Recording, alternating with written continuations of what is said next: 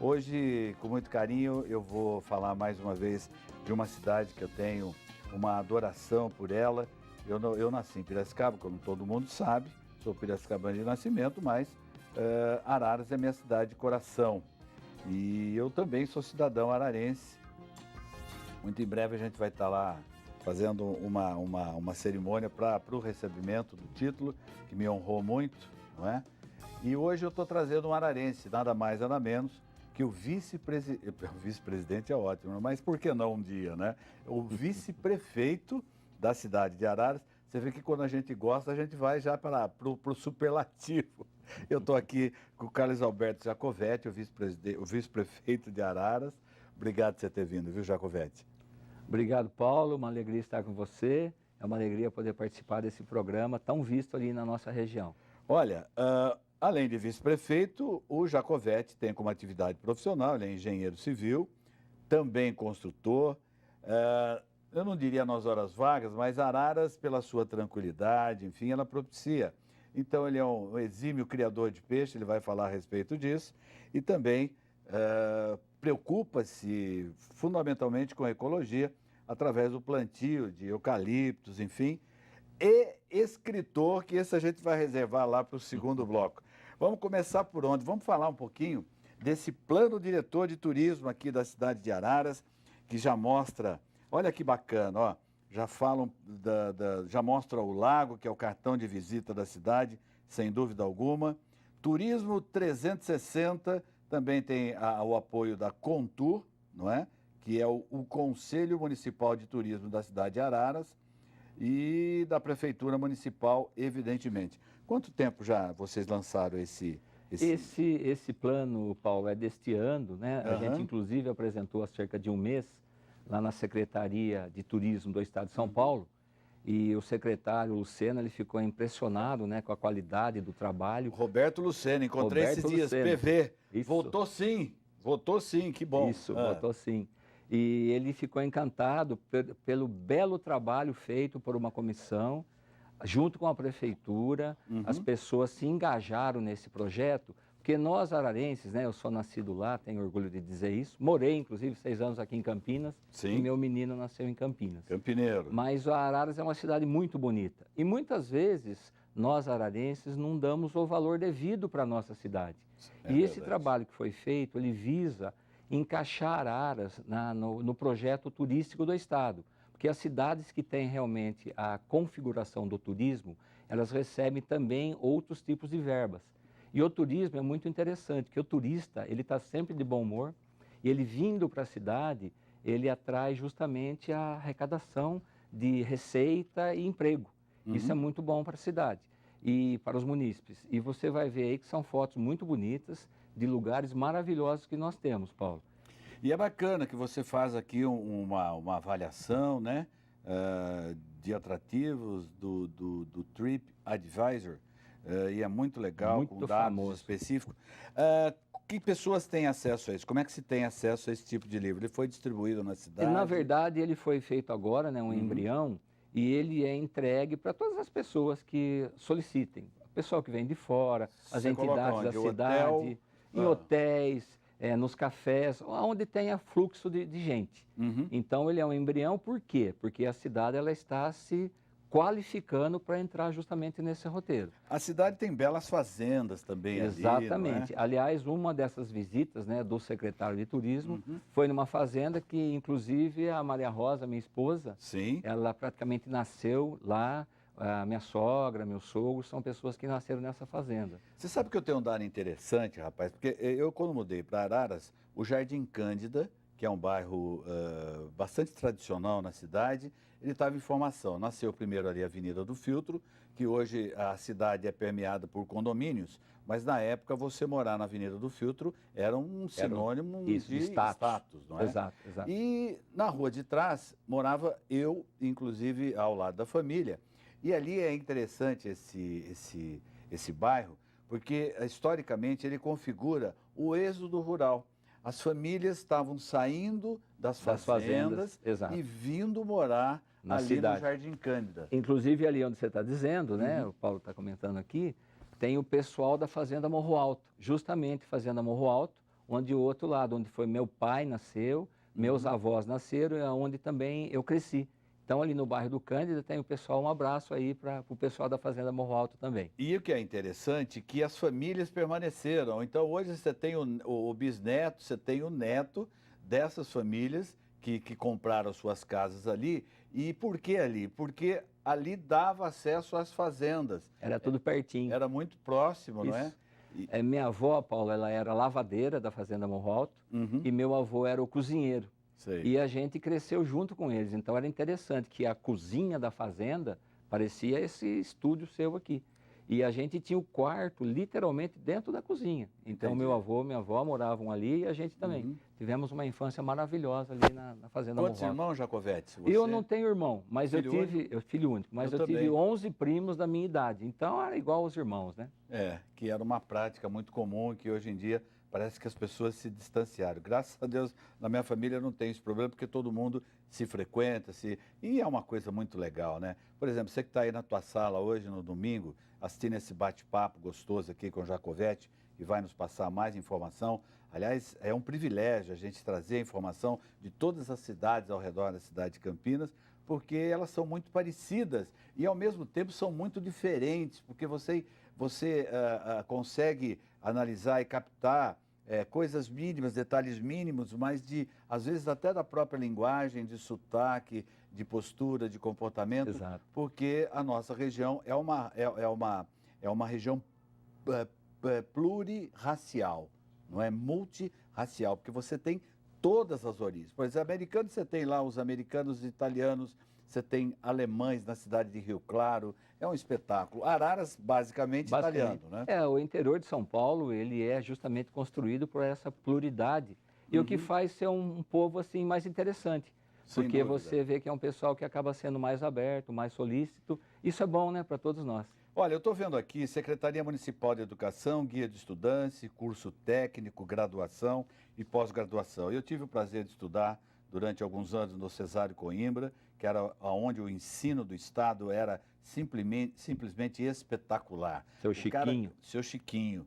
E quem estudava na escola do Estado era visto como um aluno excepcional. Perfeito. Porque as escolas pagas, a gente tinha verdadeiramente até um certo preconceito, porque dizia-se, né, costumava-se dizer, e o pessoal da nossa faixa etária, de quem estudava... PPP. Pagava para passar, né? Papai pagou, passou. Era o PPP. E eu queria que você falasse desse guia do estudante, onde é que ele foi distribuído, enfim, o que é que se aborda aqui, o que é que se envolve nessa... É uma revista, na verdade, Sim, não é? Paulo, é até muito simples. Ele é distribuído pela cidade toda, porque Araras ela tem uma coisa muito interessante. Desde a creche, todas as crianças de Araras têm creche. O nosso prefeito ele implantou um sistema chamado Procreche, Sim. que na falta da creche pública, o município ele compra vagas nas creches particulares. Então, todas as nossas crianças, felizmente, estão em creche. Não tem criança aprovado, sem creche nenhuma. E é aprovado que justamente na idade cognitiva, onde a criança frequenta a creche, é o período onde ela se desenvolve. Então, é uma obrigação do homem público realmente colocar as suas crianças na creche. Isso vai dar mais dignidade para essas crianças no futuro. Olha, lá você tem o Senai, que é fundamental hoje, é a indústria. Paulo, o Senai hoje é um dos maiores, para não dizer o maior Senai do interior de São Paulo. Entendi. Então isso está sendo muito interessante, como eu estava dizendo. Chegou em 82 lá, é? 82, Puxa, mas isso é o Senai original. Sim. E agora foi inaugurado recentemente um Senai novo. É super moderno, com mais de 20 cursos. A previsão de 4.000 estudantes entre o período de manhã, à tarde e à noite. Que é fundamental, que o mercado precisa de curso técnico. Para se atrair empresas. É um dos tripés, né, para atração de empresas, é justamente a mão de obra qualificada. Paulo. Tem a Unip, tem a Uniararas. Mas voltando, é importante que poucas cidades têm isso. Tem a creche, Sim. Aí tem a escola fundamental, básico, tem cursinho em parceria com a Universidade Federal. Um abraço aí para o pessoal da universidade. É o Objetec, do Objetivo? É o Objetec. Aí são escolas, vamos dizer, particulares, né, que também tem. Tá. Mas o município ele tem, inclusive, Paulo, a faculdade. Nós temos a faculdade municipal com vários cursos que essa revista oferece. Então, lá em Araras, quem quer estudar, estuda gratuitamente e com uma qualidade excepcional. Ó, Faculdade Municipal de Arara, Administração, Gestão Comercial, Gestão Financeira, Letras, Logística, Pedagogia e também Recursos Humanos, só para fechar essa informação. O pessoal está me dando sinal, eu vou pedir licença de vocês, a conversa vai se estendendo aí, enquanto vocês ficam com imagens espetaculares da minha amada cidade de Araras. Aliás, um beijo para todos os meus companheiros de imprensa, que toda vez que nós nos encontramos é um motivo realmente de muita festa e de muita alegria, sem contar os amigos de infância. Nós vamos a um pequeno intervalo e voltamos a seguir. Até já.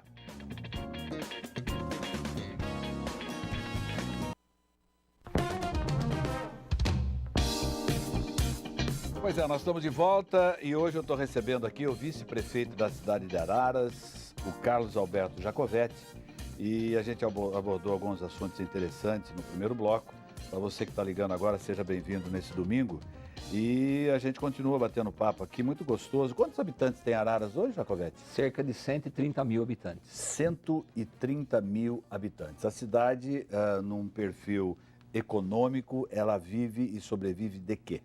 Olha, ela no setor agrícola, ela é muito forte pelas usinas. Uhum. Temos a usina São João e a usina Santa Lúcia. Sim. Nós temos também uma fazenda de leite, de suco de laranja, de plantação de laranja, Colorado, muito forte. Uhum. Depois temos algumas fazendas melhores, menores, né? Uhum. E temos muitos sitiantes, mas basicamente é voltado para essa atividade. A cana, a laranja, tem também um pouco de café, mas essa é a atividade principal, Paulo. Eu me lembro de uma das principais indústrias, e me corrija se eu estiver errado, na área da metalurgia, que era a Torque. Sim. Ela existe ainda? A Torque praticamente ela fechou. Verdade. A Torque ela acabou, ela era uma potência. Nos anos 60 ela dava... Muito forte. Né? Ela montou em Rio Claro vamos dizer, uma filial voltada para produzir peças de veículos. Uhum. Depois eles montaram uma indústria muito forte, voltada para dirigir, inclusive, a hidrovia de Etê-Paraná, para transportar grãos, gado, cana e etc. Sei. Mas em função também de 2014, aquela seca bíblica, eles tiveram que parar as atividades, mas estão aos poucos também retomando, o que é muito bom para a cidade. Em compensação, em termos de arrecadação, tenho a impressão que até hoje ainda a Nestlé é a principal fonte de arrecadação da prefeitura. Sim, a Nestlé, ou não mais? A Nestlé DPA, sem dúvida, diria para você, a mais forte. Mais de 80 anos? Quantos anos já na cidade? A Nestlé, Araras... 100 anos? Araras, acho que mais de 90, Paulo. Mais de 90. Acho que foi desde que os suíços resolveram montar a fábrica no Brasil, acho que Araras foi a pioneira. E né? uma das maiores do mundo, né? Uhum. A história de Araras e a história da Nestlé se confunde, né? Assim como da usina São João e da usina Santa Lúcia. A cidade sempre, ela foi uma cidade pequena, mas uma cidade muito bem cuidada. O que a gente percebeu, evidente que há alguns altos e baixos, mas na grande maioria dos prefeitos que por lá passaram, cuidado sempre com muito carinho da cidade. A cidade continua sem favela. Graças a Deus. Estava acontecendo um processo de favelização. Sim. Aí em 2008, 2009, quando a gente entrou na administração, nós fizemos todo o processo. Uhum. Esse processo demorou quase 2 anos. Então a gente fez o cadastro das famílias, fizemos todo aquele apanhado para saber o que realmente era necessidade socioeconômica e o que não era, e culminou até com o relocamento dessas pessoas para moradias dignas. Sei. E felizmente erradicamos a favela. A favela, Paulo, eu digo o seguinte, talvez um dos maiores crimes da humanidade, porque ela mata o futuro das crianças. Sem dúvida. E ela tira totalmente a possibilidade dessa criança ter um futuro pela frente. Então a gente vê que em algumas cidades a favela ela acaba sendo urbanizada, a escola vai até lá, a rede de água, a rede de esgoto. Então chama-se favela, mas ela tem uma estrutura mínima básica para aquela pessoa sobreviver. Então chama favela, mas na verdade a pessoa tem dignidade de morar ali. No caso de Araras, não existia água, não tinha esgoto, não tinha asfaltamento, não tinha escola, não tinha nada. Então a gente teve que tomar sim essa atitude e ficamos muito felizes com o resultado. Olha, historicamente a gente viveu recentemente aí uma escassez hídrica e foi muito, muito, muito grave.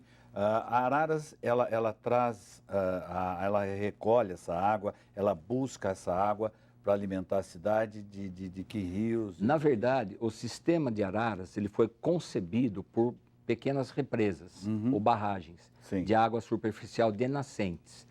E há cerca de 40 anos, felizmente, porque a Nestlé ia fazer uma ampliação, o prefeito da época, eu não me lembro se foi o Milton, me Muito perdoa, provavelmente 40 anos, Milton Severino.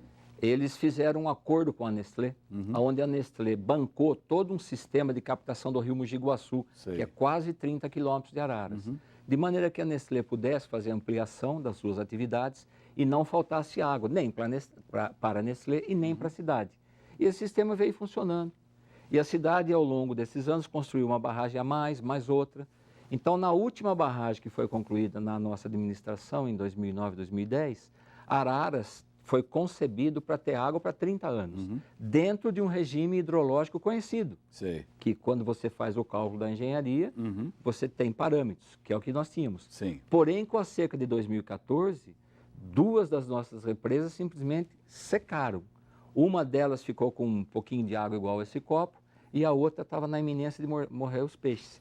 Nesse inteirinho, a gente conseguiu um trabalho brilhante, é sempre um momento de agradecer ao pessoal da usina São João, da usina Santa Lúcia, da fazenda Morro Alto, da UFSCar, que nos cedeu gratuitamente a água, a usina São João primeiramente, e nós conseguimos trazer da zona rural essa água para abastecer e a cidade se sustentar.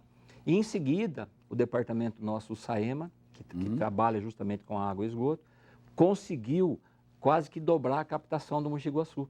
Então, nós enfrentamos aquela crise com dificuldades, com racionamento.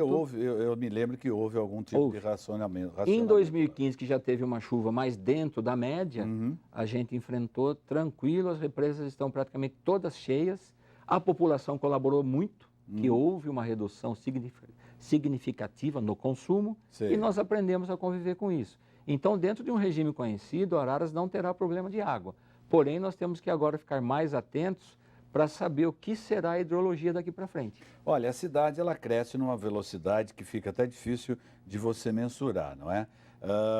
Houve um período em que 100% do esgoto da cidade era tratado. Perfeito. E, evidentemente, essa configuração ela vai se transformando na medida em que a população vai crescendo e, muitas vezes, o município, até por uma questão de verba, não consegue acompanhar. Perfeito. Qual é a radiografia que a gente tem hoje em Araras? Araras foi feita uma estação de tratamento há cerca de 25, 26 anos.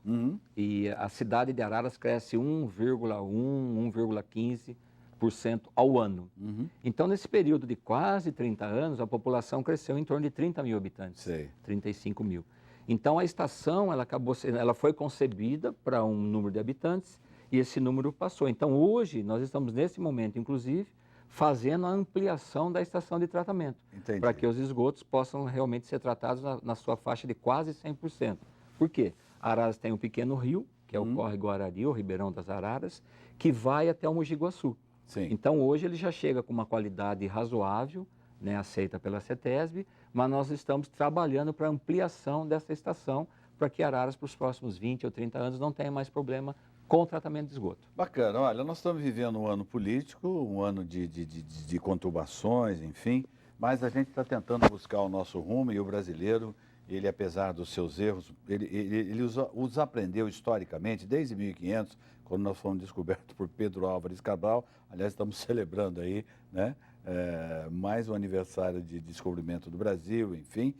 E a gente sabe que a política, ela sofre nuances e a responsabilidade, evidentemente, fica para cada eleitor, para cada um dessas pessoas que estão nos vendo aí em casa, para cada telespectador.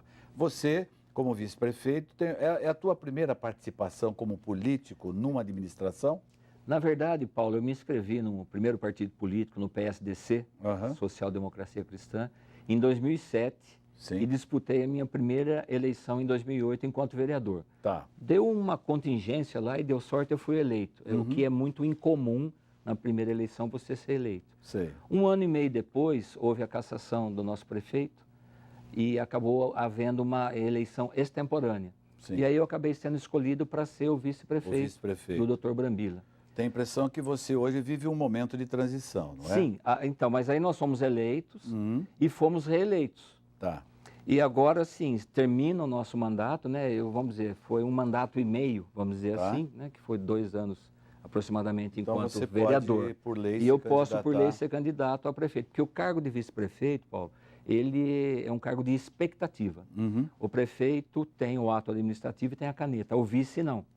Então, a gente agora tem condição, sim, de disputar uma eleição enquanto prefeito de Araras. O que você sente em relação ao comportamento da população? Já fez uma pré-pesquisa? Porque, afinal de contas, até então ainda, os partidos têm, logicamente, definidas as pessoas, mas oficialmente ainda não. Todo mundo tem a condição da pré-candidatura, não é? Sem dúvida. A eleição de Araras ela está aberta. Uhum. As pesquisas, inclusive, que foram feitas no começo do ano, Sei. uma prática não, vamos dizer assim, aprovada pelos pesquisadores, Uhum. porque normalmente, começo de ano, as pessoas estão preocupadas. É IPTU, é IPVA, a escola das crianças, são férias, é carnaval. Então, a pesquisa ideal, ela vai ser feita daqui para frente. Tá. Então, a eleição ainda está aberta. Nós temos lá algumas coisas muito fortes, que foi o grande trabalho que o nosso prefeito, Dr. Brambila, fez nesse período. Uhum. Ele, surpreendentemente, ele tirou Araras de posições bem baixas em todos os quesitos e colocou Araras num patamar de destaque no Brasil e até na imprensa internacional. Araras é conhecida por isso. Então, é um quesito muito forte da eleição. Temos um problema muito sério, que é o que está acontecendo na política.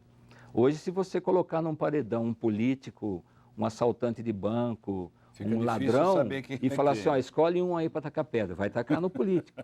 Então, hoje a gente sabe, né, que o político ele tem essa pecha, por quê? Infelizmente, eu sempre digo, né, se todo político fosse igual ao nosso prefeito, o nosso país não estava essa bandalheira que está aí. Com toda certeza. Então, existem políticos decentes ainda, e esses que não são, japonês neles, né, Paulo? Bom, você está saindo do PSDC e indo para a rede. Correto. Essa mudança, o que você O motivo imagina? disso? Eu adoro o meu partido, porque o meu partido ele deixa a gente votar, ele deixa a gente ter a nossa opinião. Só que o meu partido não tem deputados, Paulo. Então é uma situação difícil, né? Você disputar uma eleição e ser eleito prefeito da sua cidade sem ter um deputado para te ajudar na captação de recursos. Então eu estou indo para a Rede, que é um partido também pequeno, mas que tem deputados e tem uma ideologia que nós nos identificamos com isso. Eu não vou acelerar, não. Eu vou pedir licença a você, o telespectador. Eu tenho mais um intervalo comercial, ou melhor, só um intervalo.